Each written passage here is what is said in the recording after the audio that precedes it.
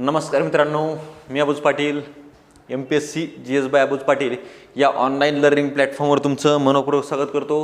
आपण या ठिकाणी 15 पैकी 15 ही सिरीज सुरू केलेली आहे। 15 पैकी 15 म्हणजे काय की प्रत्येक विषयामध्ये 15 पैकी पूर्व परीक्षेमध्ये जे 15 प्रश्न विचारले जात असतात त्या 15 पैकी आपल्याला जास्तीत जास्त मार्क मिळवण्यासाठी म्हणजे 15 पैकी 15 प्रत्येक विषयामध्ये मिळवायचे असतील तर त्यासाठी काय स्ट्रॅटेजी असली पाहिजे आणि त्या अनुषंगाने यापूर्वीच्या व्हिडिओमध्ये आपण जिओग्राफीमध्ये 15 पैकी 15 मार्क्स हे कसे मिळवले जातील अशा प्रकारची या ठिकाणी चर्चा केलेली आहे। आणि आजच्या लेक्चरमध्ये आपण पाहणार आहोत 15 पैकी 15 हे चालू घडामोडीच्या दृष्टिकोनातून करायचे आहेत आणि ते 15 पैकी 15 मिळवण्यासाठी चालू घडामोडीसाठी काय स्ट्रॅटेजी असली पाहिजे ही या ठिकाणी आजच्या लेक्चरमध्ये आपल्याला डिस्कस करायची आहे। लक्षात ठेवायचं 15 पैकी 15 आणि 15 पैकी 15च जिथं फक्त एक गोष्ट लक्षात ठेवा, सगळ्यात अगोदर लेक्चर सुरू झाल्या तुमचं एक काम आहे, व्हिडिओ जर चॅनल सबस्क्राईब नसेल केलं तर सबस्क्राईब अगोदर करून घ्यायचं आणि मग व्हिडिओला लाईक करायचं आणि लिंक शेअर करायची आणि देन मग लेक्चर सुरू करायचं आहे। तर पहा, या ठिकाणी तुम्हाला मी याच्या अगोदरही सांगितलंय आणि परत एकदा सांगतो की प्रत्येक प्रश्नपत्रिकेमध्ये आलेले प्रश्न ज्यावेळी तुम्ही वाचता त्या प्रश्नांच्या अनुषंगाने तुमच्या लक्षात येत असतं की प्रत्येक विषयामध्ये तुम्हाला किती मार्क्स घेणार आहेत आणि तुम्ही वाचत असताना काय काय वाचलं पाहिजे हे घटक जर तुम्हाला समजून घ्यायचे आहेत। कारण चालू घडामोडी जर विषय आपण बघितला तर तो प्रचंड प्रमाणामध्ये वाचत असलेला विषय आपल्याला दिसतो आणि मग त्या विषयापैकी त्या मुद्द्यांपैकी त्या घडामोडींपैकी नेमक्या कोणत्या घडामोडी करायच्या आहेत ते या ठिकाणी आजच्या लेक्चरमध्ये आपल्याला पाहायचं आहे। ते कशाच्या अनुषंगाने कळणार आहे तर परत एकदा सांगतो की ते प्रश्नांच्या अनुषंगाने कळणार आहे। मागचे प्रश्न जर वाचले तुम्ही चालू घडामोडीवर आलेले तर त्याच्यावरून तुमच्या लक्षात येऊन जाईल की येणाऱ्या परीक्षेमध्ये कोणत्या घटकांवरती तुम्हाला फोकस करायचा आहे। कमीत कमी वेळेमध्ये हा जास्तीत जास्त मार्क्स मिळवून देणारा सब्जेक्ट आहे मित्रांनो, म्हणून याच्याकडे स्किप करता कामा नये, याच्याकडे दुर्लक्ष करता कामा नये। कारण कोणत्याही परीक्षेमध्ये पास व्हायचं असेल तर तुम्हाला चालू घडामोडीशिवाय तुम्हाला पर्याय नाही, याला ऑप्शनला टाकता येत नाही। MPSC मध्ये दिलेला का असेल किंवा कोणत्याही स्पर्धा परीक्षेमध्ये दिलेला विषय हा प्रत्येक विषय तेवढाच महत्त्वाचा असतो तुम्हाला पास होण्यासाठी। म्हणून गोष्ट लक्षात ठेवायचं की कोणताही विषय हा ऑप्शनलला कधी टाकायचा नाही। आणि मग आता आपण पाहूया की चालू घडामोडीसाठी 15 पैकी 15 मार्क मिळवण्यासाठी आवश्यक असणारी स्ट्रॅटेजी। सगळ्यात अगोदर लक्षात घ्यायचंय, चालू घडामोडी करत असताना तुम्हाला डेली बेसिसवरती या चालू घडामोडी करायच्या आहेत। सगळ्यात महत्त्वाची बेसिक पॉईंट हा आहे की डेली बेसिसवर याला या ठिकाणी करायचं आहे। या घटकावरती तुम्हाला मार्क्स मिळवायचे असतील तर सगळ्यात पहिली अट ही असेल की डेली बेसिसवर तुम्हाला चालू घडामोडी कराव्या लागतील। तर आता चालू घडामोडी डेली बेसिसवर करायचे यासाठी आवश्यक असणारे सोर्स मी तुम्हाला शेवटी सांगतो, चालेल? तर आता फक्त लक्षात घ्या की डेली बेसिसवर करत असताना डेली बेसिसवर करण्यासाठी कोणते सोर्स वापरायचे। डेली बेसिसवर करण्यासाठी या ठिकाणी एक गोष्ट लक्षात घ्यायची आहे की ती म्हणजे न्यूजपेपर तुम्हाला स्किप करायला चालणार नाही। कुणीही किती काही म्हणून द्या, न्यूजपेपरशिवाय तुमचा करंट अफेअर्स कव्हर होऊ शकत नाही। डेली तुम्हाला न्यूज कव्हर करावाच लागतील। आणि इतर जे मॅगझिन वगैरे असतात, आपण मॅगझिन 6माही वार्षिकी वगैरे वाचतो, डेली न्यूजपेपर जेव्हा वाचता त्याच्यानंतर त्या न्यूजपेपरचं कंपायलेशन केलेलं एखादं तुम्ही मासिक वाचायचं असतं। मासिकामधून ती डेलीची न्यूजपेपरची तुमची रिव्हिजन होऊन जाते आणि त्याच्यानंतर मग तुम्ही 6माही किंवा त्रैमासिक वाचत असता तर 3 महिन्याची रिव्हिजन होते आणि वर्षभराच्या वार्षिकीमधून ही वर्षभराची रिव्हिजन होत असते। अशा पद्धतीने ही चालू घडामोडी करायचं असतं। वार्षिकी वगैरे जे असतात ते डायरेक्ट वाचून तुमचा चालू घडामोडी कधी कव्हर होत नाही। बंधूंनो, लक्षात ठेवा, तुम्हाला हे डेली बेसिसवरच करावं लागेल आणि डेली बेसिसवर करत असताना तुम्हाला प्राधान्य हे न्यूजपेपरलाच द्यावं लागेल। येणाऱ्या काळामध्ये जेव्हा परीक्षा ही डिस्क्रिप्टिव्ह स्वरूपाची होणार आहे, 2023चा जो राज्यसेवेचा अटेम्प्ट होणार आहे तो डिस्क्रिप्टिव्ह स्वरूपाचा असेल आणि त्यावेळी तुम्हाला लक्षात ठेवायचं की तुम्हाला संपादकीय स्किप करून चालणार नाही, ही गोष्ट लक्षात ठेवा। आणि त्या अनुषंगानं मग न्यूजपेपरला सुरुवात करा। आज आत्ता आणि ताबडतोब लगेच तुमचा न्यूजपेपर तुमच्या हातामध्ये असला पाहिजे, तुमचा डेली न्यूजपेपर तुमच्या हातामध्ये असला पाहिजे। त्याच्या नोट्स या तुम्हाला तुमच्या काढता आल्या पाहिजेत, त्याच्यामधून काही महत्त्वाचे पॉईंट हे काढता आले पाहिजेत। अशा वेळी काही वेळेस असं होऊन जातं मित्रांनो, काही बेसिक आपले जे विषय असतात जे पॉलिटी असेल, इकॉनॉमिक्स असेल, जिओग्राफी असेल, एन्व्हायरमेंट असेल, त्या संदर्भातील ज्या चालू घडामोडी संदर्भातील जे प्रश्न येत असतात ते इथूनच कव्हर होत असतात आणि प्रत्येक प्रश्नाला, प्रत्येक MPSC मध्ये विचारल्या जाणाऱ्या प्रश्नाला या ठिकाणी ह्या चालू घडामोडीचा आधार असतो, म्हणजे तुम्हाला 100% इथून मिळत असतं. फक्त लक्षात ठेवायचं, जिओग्राफीच्या अनुषंगाने काहीतरी त्याचा संदर्भ आलेला असतो म्हणून प्रश्न विचारला गेलेला असतो त्या टॉपिकवरती. याच्यावरती विश्वास ठेवा आणि याच अनुषंगानं डेली बेसवर न्यूजपेपर करायचं आहे. त्याच्यानंतर काही वेबसाईट्स आहेत, ज्यांना वेबसाईटचे लिंक हवे असतील त्यांनी मला 9689665611 या नंबरवरती व्हॉट्सअपला मेसेज करा आणि त्याच्यावरती तुम्हाला मी लिंक देतो आणि त्याच्या वेबसाईटचे नावं सुद्धा सांगतो. गव्हर्नमेंट वेबसाईट तर तुम्हाला PIB वगैरे करायचंच आहे. PIBला सुद्धा डेली एक 15 मिनटं, 20 मिनटं किंवा अर्धा तास वेळ काढायचा PIBसाठी, प्रेस इन्फॉर्मेशन ब्युरो. पण इतर सुद्धा वेबसाईट आहेत ज्या माध्यमातून तुमचं पैकीच्या पैकी कव्हर हे चालू घडामोडी होणार आहेत. मग हा पहिला झाला डेली बेसवरती. त्याच्यानंतर 3 महिन्यानंतर महिन्याभरानंतरच्या रिव्हिजनासाठी तुम्हाला मासिक वापरायचं आहे. त्याच्यानंतर दुसऱ्या याच्यासाठी मासिकच्या वेळेस वापरता तुम्ही, मासिकानंतर तुम्ही त्रैमासिक वापरता, त्याच्यामधून 3 महिन्याची रिव्हिजन होत असते. हे सगळं आणि त्या मासिकामधून, त्रैमासिकामधून नोट्स काढून बसू नका, त्या ऑलरेडीच नोट्स आहेत. ह्या ज्या वेबसाईट ज्या सांगणार आहे या नंबरवर कॉल केल्यानंतर त्या वेबसाईटच्या नोट्स असणार आहेत, लक्षात ठेवा. मग ही डेली बेसवर करायचे न्यूजपेपरच्या माध्यमातून झालं. त्यासाठी वाटल्यास काही कन्सेप्ट क्लिअर करण्यासाठी लेक्चर वगैरे सरी केले तरी चालतील. सो इथं पहिला स्टेप झाली. त्याच्यानंतर संदर्भ आता लक्षात घ्यायचं की डेली बेसवर करत असताना कोणत्या न्यूज महत्त्वाच्या आहेत, कोणत्या घटना महत्त्वाच्या आहेत. चालू घडामोडीमध्ये तुम्हाला सगळ्याच गोष्टी या करून चालत नाही. तर न्यूजपेपरमध्ये करत असताना डेली पेपर हा जवळपास 15 पेजेसचा, मिनिमम 15 पेजेसचा न्यूजपेपर असतो आणि मग त्यापैकी तुम्हाला कोणत्या न्यूज बघणं महत्त्वाचं असतं ते आपल्याला पाहावं लागेल. मग ती दुसरा पॉईंट झाला की कोणत्या न्यूज निवडायच्या डेली बेसवर, त्याची ही अट.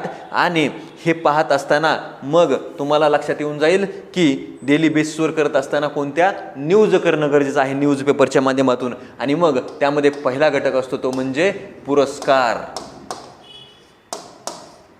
पुरस्काराला प्राधान्यता दिली गेली पाहिजे. पुरस्काराच्या स्वरूपामध्ये जे महत्त्वाचे पुरस्कार असतात त्याच्यामध्ये तुमचा पद्मश्री असेल, भारतभूषण असेल, आंतरराष्ट्रीय लेवलचे बुकर पुरस्कार असेल, त्याच्यानंतर साहित्य अकादमीचा पुरस्कार असेल, हे ज्ञानपीठ पुरस्कार असतील. साहित्य क्षेत्रामधील जे पुरस्कार असतात त्याच्यावरती जास्तीत जास्त आयोगाने भर दिलेला तुमच्या लक्षात येऊन जातो. असे प्रश्न जास्तीत जास्त हे पुरस्कारावर जर विचारला तर एक तर व्यक्तिविशेष स्वरूपाने पद्मश्री आणि पद्मभूषण जे आहेत ते जर विचारले तर पद्मश्री हे महाराष्ट्राच्या अनुषंगाने विचारला जातो. पद्मविभूषण जर विचारला तर तो व्यक्तिविशेषवरती प्रश्न विचारला जातो. भारतरत्न जर विचारला तर तो व्यक्तिविशेषवरती विचारला जात असतो. पुरस्काराच्या संदर्भामध्ये बेसिक इन्फॉर्मेशन विचारली जात नाही.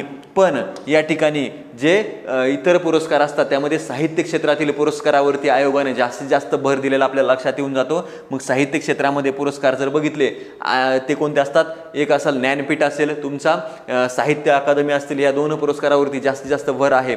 त्याच्यानंतर आंतरराष्ट्रीय दर्जावरचे पुरस्कार जर आपण पाहिलं, बुकर पुरस्कार असेल, पुलित्झर पुरस्कार असतील, या पुरस्कारांना तुम्हाला जास्तीत जास्त महत्त्व द्यायचं आहे. आणि नंतर सगळ्यात महत्त्वाचा पुरस्कार म्हणजे कोणता, तर तो असेल तुमचा नोबेल पुरस्कार. नोबेल पुरस्कारामध्ये सगळ्यात महत्त्वाचे पुरस्कार असतात ते म्हणजे एक साहित्य क्षेत्रातील नोबेल आणि एक शांतता क्षेत्रासाठी काम केलेल्या व्यक्तीला देण्यात आलेलं नोबेल पारितोषिक. हे 2 पारितोषिक जे आहेत ते त्याच्यावरती जास्तीत जास्त प्रश्न विचारले जात असतात आणि याच्यावरती तुम्हाला फोकस करणं गरजेचं आहे. ते जर केलं तर तुम्हाला मी सांगतो पुरस्कारावर येणारा प्रश्न तुमचा कधी चुकणार नाही. पुरस्कारामध्ये पाहत असताना कोणत्या गोष्टी महत्त्वाच्या असतात लक्षात ठेवा. पुरस्कार कोणाला देण्यात आलेला आहे, देण्यात आलेली व्यक्ती कशाशी संबंधित आहे, लेखन साहित्य आहे की इतर काही त्याचं उल्लेखनीय कार्य आहे म्हणून त्याला पुरस्कार दिलाय, बरोबर. मग ती पुरस्कार कोणाला देण्यात आलाय, त्याचं काम काय केलेलं आहे त्यांनी, बरोबर. साहित्य क्षेत्रातील असेल पुरस्कार तर त्याची साहित्यकृती कोणती आहे, इतर साहित्यकृती कोणत्या आहेत, हे प्रश्न या ठिकाणी विचारला जातो. त्याच्यानंतर दुसरा घटक असतो प्रश्न विचारला जाणारा की ती व्यक्ती नेमकी कुठली. आंतरराष्ट्रीय दर्जाचा जर पुरस्कार असेल तर तो आंतरराष्ट्रीय दर्जाचा पुरस्कार देण्यात आल्यानंतर त्या प्रश्न विचारला जातो की ती व्यक्ती नेमकी कुठली आहे. स्टेटमेंट बेसमध्ये प्रश्न विचारले असतात, ती व्यक्ती नेमकी कुठली आहे. त्याच्यानंतर पुरस्काराच्या बेसिकवरती प्रश्न विचारला जातो. भारताची व्यक्ती असेल तर पहिली भारताची हा पुरस्कार पटकावणारी पहिली व्यक्ती कोण. त्याच्यानंतर पुरस्काराच्या बेसिकवरील प्रश्न विचारला जातो तो म्हणजे या पुरस्काराची कधी सुरुवात झाली, पुरस्कार कोणाच्या मार्फत दिला जातो. एवढं जरी प्रत्येक पुरस्कारा संदर्भामध्ये केलं तर तुमचा पुरस्कार कव्हर होऊन जातो. ही गोष्ट लक्षात ठेवायची. त्याच्यानंतर पुरस्काराच्या पुढे गेलो आपण, बरोबर. पुरस्काराच्या नंतर जर बघितलं आपण तर कोणत्या घटकावरती तुम्हाला प्रश्न विचारले जातात, तर तो या ठिकाणी असेल आंतरराष्ट्रीय संस्थांचे अहवाल आणि निर्देशांक. मग त्या निर्देशांकामध्ये अहवाल आणि निर्देशांक, मग या घटकामध्ये कोणते पॉईंट महत्त्वाचे आहेत तर पहा, सगळ्यात अगोदर कोणत्या संस्थेने जाहीर केला आहे, बरोबर. त्याच्यानंतर भारताची क्रमवारी काय आहे, पहिला पॉईंट कोणत्या संस्थेने जाहीर केला आहे त्या संस्थेसंदर्भामधली बेसिक माहिती. त्याच्यानंतर कोणत्या संस्थेने जाहीर केल्यानंतर याच्यामध्ये भारताची क्रमवारी काय आहे, भारताचं स्थान काय आहे. त्याच्यानंतर जगातील देश, जगातील देश म्हणजे जगातील इतर टॉपचे असणारे देश असतील, खालचे असणारे देश असतील आणि भारताच्या शेजारील देश यांचा या ठिकाणी क्रमवारी काय आहे, अशा प्रकारचे याच्यावरती प्रश्न विचारले जात असतात. आणि याच्या पुढे जाऊन प्रश्न विचारला जातो की हा अहवाल तयार करण्यासाठी किंवा निर्देशांक तयार करण्यासाठी कोणते पॅरामीटर्स वापरलेले आहेत त्याच्यावरती सुद्धा प्रश्न विचारला जातो. पॅरामीटर्सवरती सुद्धा प्रश्न विचारला गेलेला आहे, प्रश्न विचारले जात असतात. हे एवढे अहवालाच्या आणि निर्देशांकाच्या पॉईंटवरती लक्ष ठेवलं तर प्रश्न जात नाही. तुम्ही सगळंच वाचत बसायचं नाही, सगळा अहवाल पाठ करत ठेवायचा नाही. कोणती संस्था जाहीर करते, बरोबर, कधीपासून जाहीर करते, त्याच्यानंतर भारताचं स्थान काय, जगातील टॉपचे 5 देश कोणते, शेवटचे 5 देश कोणते आणि त्याचे पॅरामीटर्स कोणते, विषय संपला. याच्या व्यतिरिक्त काही गरज नाही. प्रश्न तुम्ही चेक करून बघा, तुमच्या लक्षात येऊन जाईल. पुढचा घटक असेल तो म्हणजे आपल्या गव्हर्नमेंटने, महाराष्ट्र गव्हर्नमेंट असेल किंवा सेंट्रल गव्हर्नमेंट असेल, त्यांनी घोषित केलेल्या योजना तुम्हाला डिटेलमध्ये पाहाव्या लागतील. त्या पूर्व मुख्य या सर्व संदर्भाने सगळीकडं विशेषपणे लागू पडत असतात आणि बेसिक अर्थव्यवस्थेमध्ये सुद्धा काय लागू पडतात त्या योजना महत्त्वपूर्ण असतातच. मग शासकीय योजना,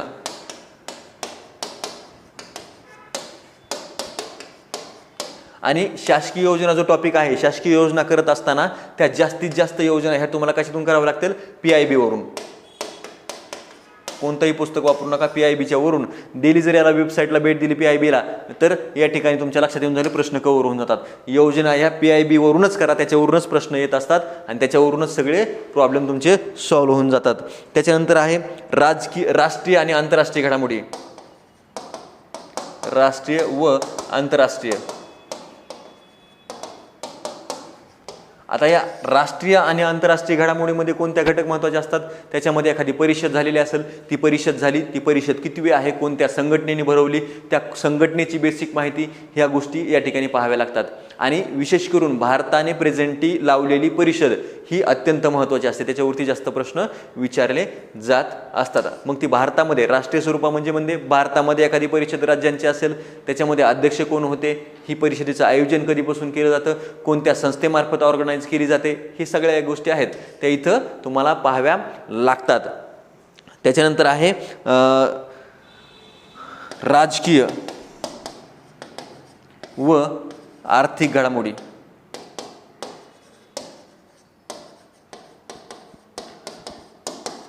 या ठिकाणी हा एक टॉपिक महत्त्वाचा, सगळ्यात जास्त महत्त्वाचा टॉपिक हा आहे, कारण पॉलिटी आणि इकॉनॉमिक्सच्या अनुषंगाने या घडामोडींना जास्तीत जास्त महत्त्व आहे. पॉलिटी आणि इकॉनॉमी याच्यावरती येणारे प्रश्न जर 15 प्रश्न येत असतील तर 10 प्रश्न हे चालू घडामोडीच्या अनुषंगाने येत असतात, याच्यावरती 10 येतात ते 8 प्रश्न, 7 ते 8 प्रश्न हे चालू घडामोडीच्या अनुषंगाने असतात. लक्षात ठेवायचं, प्रश्न विचारले जातात ते या आर्थिक आणि राजकीय घडामोडीच्या अनुषंगाने. एखादा विधेयक पारित झाले असेल किंवा काही चर्चेचा एखादा विषय असेल, राजकीय विषय, तर ते यावरती प्रश्न विचारले जात असतात.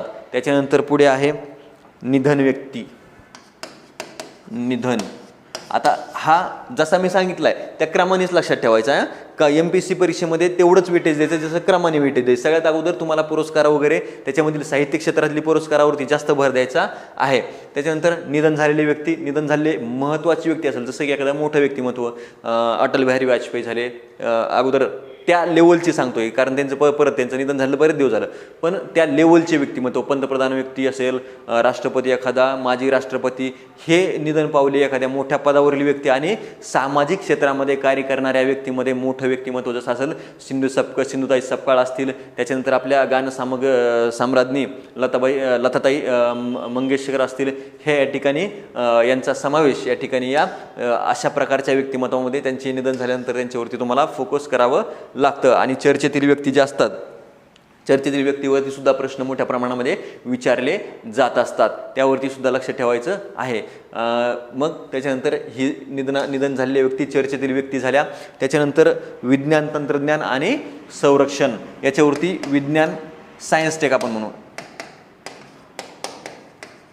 आणि त्याच्यानंतर सेक्युरिटी, बरोबर. मग या 3 टॉपिकवरती पाहत असताना सगळ्यात जास्त स्पेसवरती जास्त भर द्यायचा.